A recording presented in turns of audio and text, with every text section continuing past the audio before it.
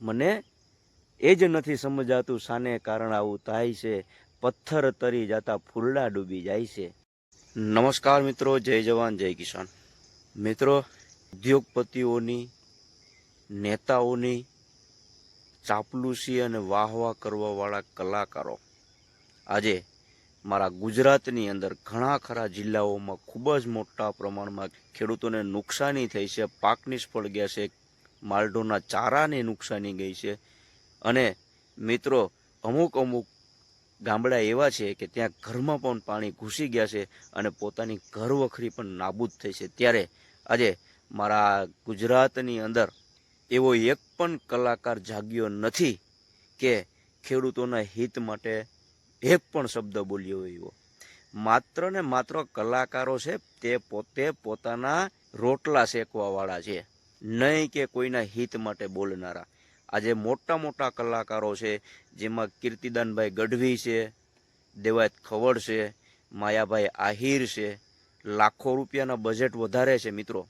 ખૂબ જ મોટા મોટા બજેટો ધરાવતા આ કલાકારોએ ખેડૂતોના હિત માટે એક પણ શબ્દ બોલ્યા નથી અને ખેડૂતોનો એક પણ મુદ્દો લઈને આવ્યા નથી. બીજા તો એવા નામી અનામી ઘણા બધા નાના મોટા કલાકારો છે. ગીતાબેન રબારી છે, કિંજલબેન છે, પછી આપણા રાજભા ગઢવી છે.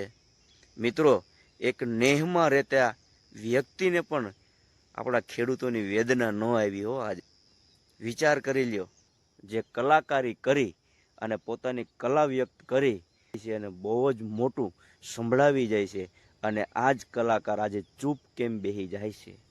મિત્રો, ખૂબ જ મોટી મને આજે એક આ ઘટનાને લઈ અને ખૂબ જ મોટા પ્રમાણમાં દુઃખ થઈ રહ્યું છે. દુઃખ એટલા માટે થઈ રહ્યું છે, કલાકારની વાત કેવી છે.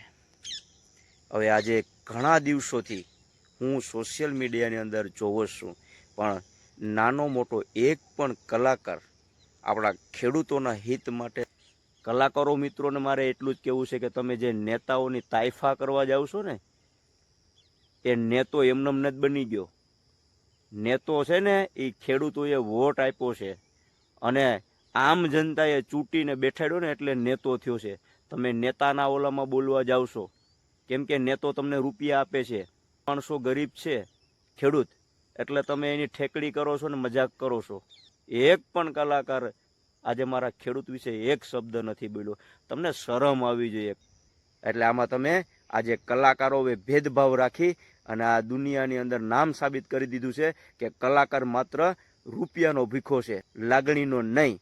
મિત્રો, વિડીયોને શેર કરજો. જય જવાન જય કિસાન.